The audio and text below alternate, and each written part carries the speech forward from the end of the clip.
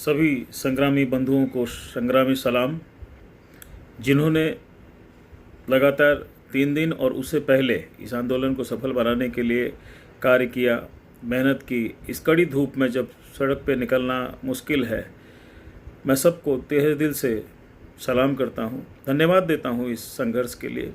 जीत हार अपनी जगह है, किंतु जब संघर्ष होता है, जब लड़ाई होती है और ईमानदार सिपाही जब लड़ते हैं तो उनके घाव जरूर होते हैं, कहीं ना कहीं होते हैं। उनके धंधे पे घाव होते हैं, उनके घरों पे तकलीफ होती है, उनके शरीर पे घाव होते हैं।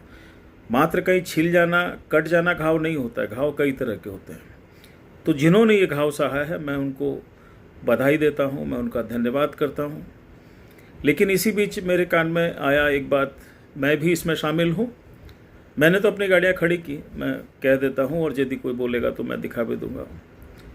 लेकिन कुछ लोगों ने, जो राष्ट्रीय स्तर के नेता रहे, जिन्होंने अपने आप को किसी संगठन का नेता बनाया और किसी धड़े का नेतृत्व भी किया, सफल नेतृत्व किया, उनके लड़ाई में कोई कमी नहीं है।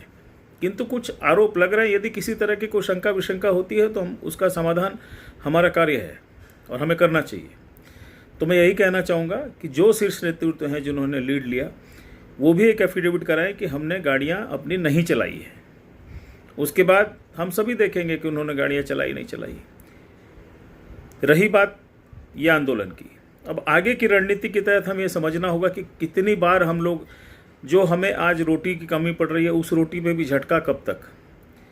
तो भाइयों, यदि हमें साहस है, हमें दम है, तो हमें एक चैलेंज लेना चाहिए। मैं भी उसमें शामिल हूँ। हमें कहीं भी ये 2 धन्ना सेठ, जो राष्ट्रीय धन्ना सेठ हैं, नाम लिए बगैर आप लोग समझ जाएंगे, यदि हम लोग जब तक उनके धंधे पे चोट नहीं करेंगे, सॉल्यूशन नहीं आने वाला है।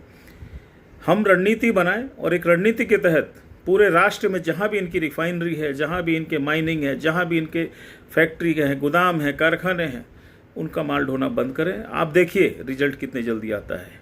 हम लोग आखिर कब तक इस तरह की लड़ाई लड़ेंगे जहाँ व्यवस्था गूंगी बहरी हो चुकी है। तो इस पर विचार करें। जय हिंद, जय राष्ट्रीय संयुक्त मोर्चा। धन्यवाद।